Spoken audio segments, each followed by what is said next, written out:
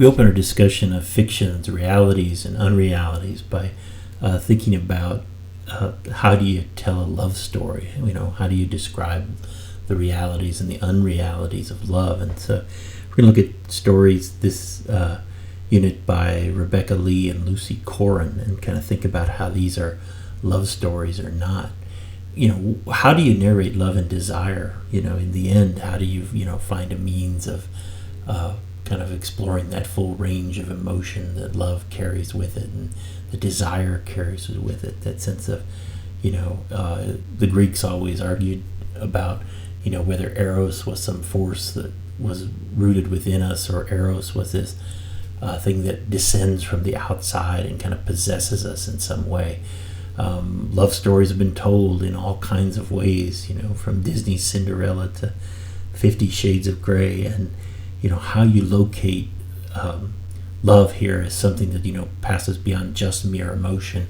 How do you think about love's demands or eros's demands, desire's demands here, and how they define the love story? And when you narrate that, what is the resolution of the love story? Typically here it's, and they all lived happily ever after. And can you, think, does love often or ever provide that sense of resolution? In the stories we've got, first we'll look at Rebecca Lee's Slatland, which is the story of Margit's coming of age. And she, starts to think about, love and desire here, particularly as she notices the growing distance that her parents experience.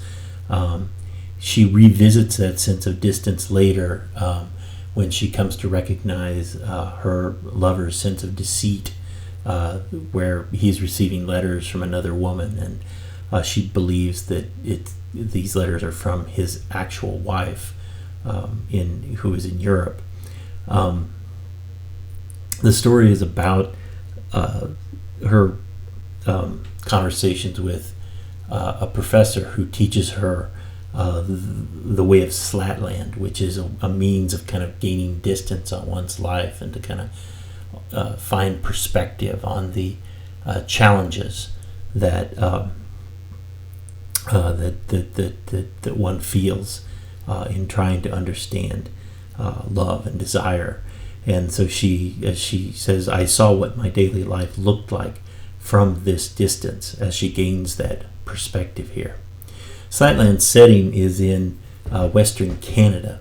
As the narrator, Margaret, notes here, my parents had given me a dusty, simple childhood on the flatlands of Saskatchewan. And those flatlands, offer a sense of vision, right? That you can see the weather coming from 3 days away, as some Midwesterners will say about the plains, that, that it offers a sense of visionary distance there.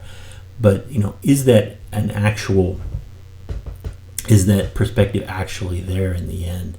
In what ways is that distance perhaps harder to find?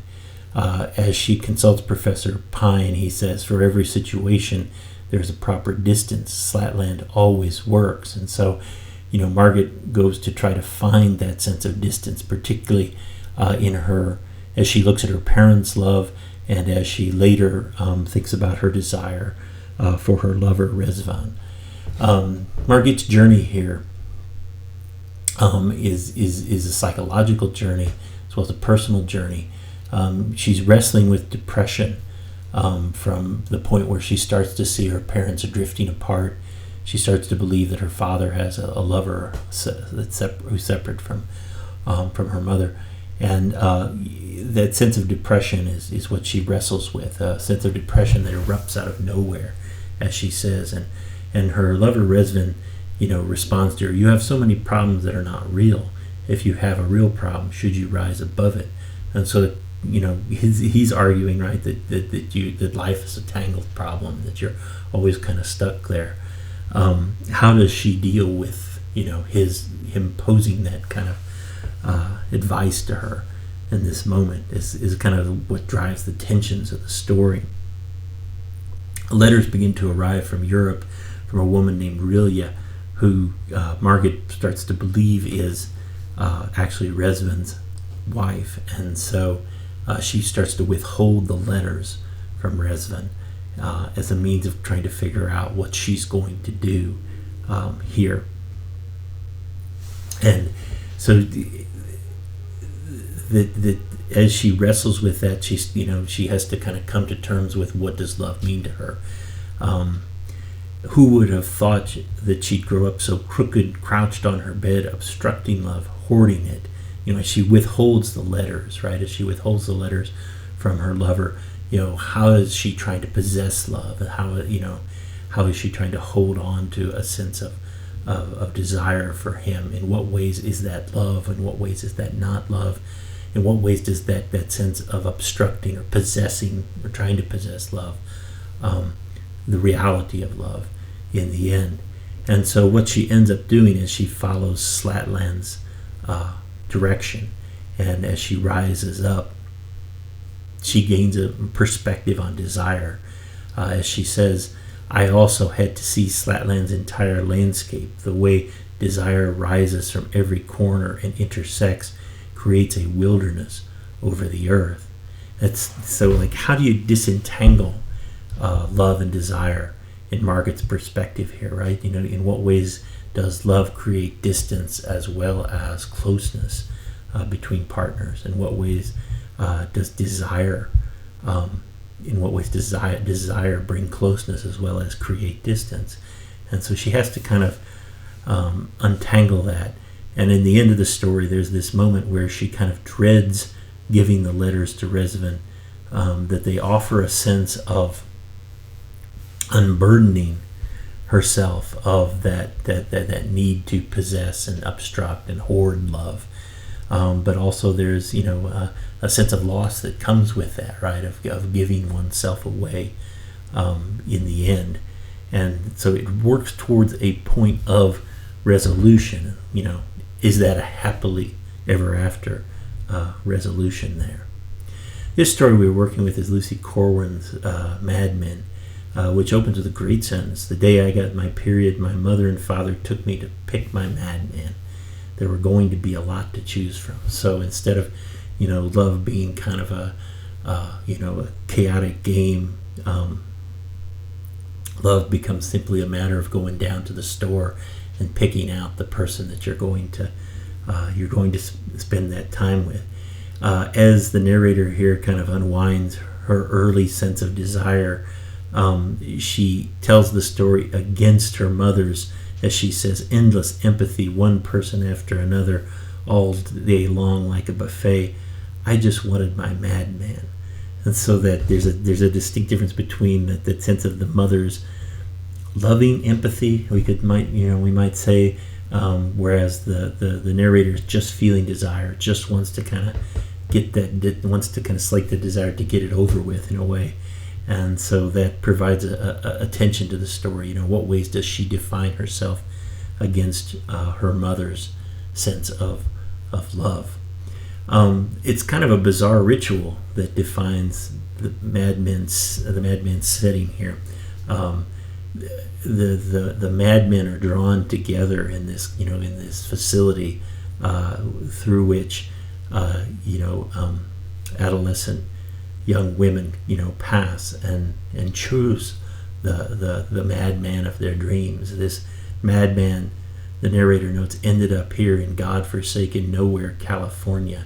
And so you get a sense of the madmen's journeys to this point. And then the madman is chosen, and the whole idea is the narrator notes, take in a madman, and soon we are one big happy family. And so in what ways is that kind of a ritual enactment of how desire and love work within this nation? In what ways and culture? In what ways is love simply a matter of choosing a partner and then kind of working it out in the end, and just anticipating and expecting that sense of one big family is what you're working towards, that's the goal here, the resolution here, as opposed to the inevitable complications that arise in the midst of love and desire. In selecting the madman, the narrator kind of goes through a matter-of-fact way of telling this, right? As they arrive at the facility, she's given a harness for my madman. I was nervous, and I was going to remember this for the rest of my life. The gallery was white and clean.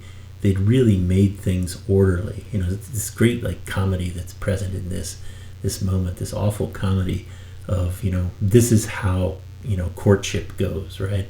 This is how kind of the playful rituals of finding a partner are kind of worked out within the system, where you go and it's like going to the super center to pick to pick up your groceries. You go and you find the partner. She kind of goes through kind of a whole course of emotions throughout this. The narrator says that I felt ashamed that I wanted so badly for my madman to like me, like this was all about me, which it was. I was the one coming of age, right? Like you think about all those kind of fairy tale stories of the young woman coming of age and of finding love that is permanent and eternal and everlasting. And how does desire perhaps kind of become a part of that equation? In what ways is that sense of eternal love also kind of defined by desire here? As she looks through the available madmen, she chooses an ex-dancer, a woman, and says and notes in her mind, obviously this is the madman I wanted. Obviously my mother said no. So the tensions between mother and daughter here arise, in terms of who is going to be the final madman that's chosen. And so the narrator ultimately